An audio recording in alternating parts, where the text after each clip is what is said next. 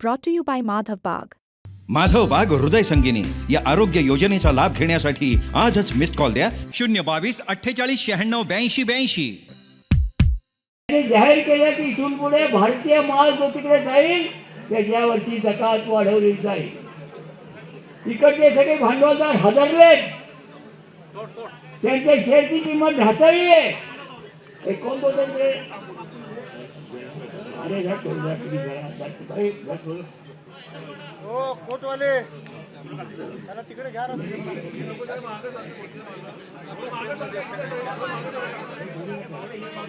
हो हो चौधरी सर नाही असू द्या. नाही मला ते काय थोडा डिस्टर्बन्स हे वाटतं. पुढे याची घाई करू नका. ऐका ना, ऐकायचंच काम करा. इथं तर पुढे चाललं असं काय तर जाऊ द्या. आता पंतप्रधानांनी तुम्हाला मला विचारायचं आहे, माझी शंका अदानीबद्दल आहे आणि लोकशाहीतला मतदार म्हणून शंका व्यक्त करणं हा माझा हक्क आहे. तुम्ही बद्दल राहणार नाही. तुम्ही माझा आवाज द्यायला होता कामा नये. तुम्ही उत्तर देणार नाही. लोकसभेमध्ये त्या प्रश्नावर त्यांच्या अदानी प्रश्नावर त्यांचा बाण का बाबा हा काय प्रकार आहे? अदानीचा तुमचा काय संबंध कळला पाहिजे. अदानीने मुंबई का वीज करायची आहे, अदानीने सगळी दुनिया का वीज करायची आहे. त्यांच्या शेअरचे भाव ढासळले सगळे. चर्चा नाही.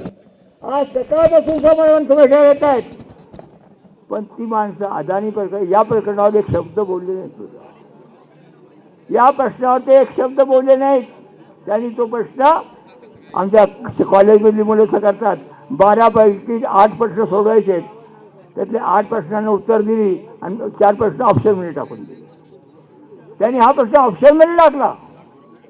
निवडणुकीच्याबद्दल अजित पवारांनी भरपूर उत्तर दिलं, पण मी त्यांना सांगितलं ठीक आहे, सर्वोच्च न्यायालयाने निवडणुकीच्या मतदानाच्या दिलाय नाही, पण हाच प्रश्न मी महाराष्ट्राच्या जनतेला सांगतोय की आपण प्रयत्न करून यातला फॉल्ट या ठिकाणी अनेक मंडळी आलेली आहेत.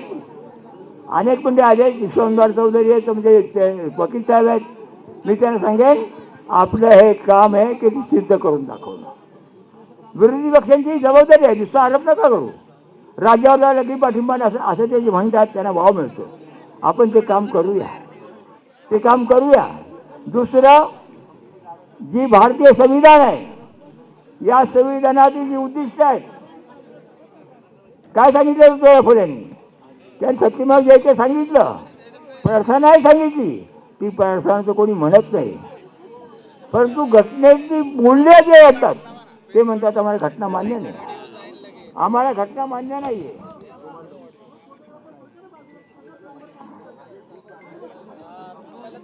अरे माझं म्हणणं आहे, मला थोडक्यात बोलावं लागणार आहे आणि मी जरा लांबतोय. मला हे मान्य नाही. मी त्यांची क्षमा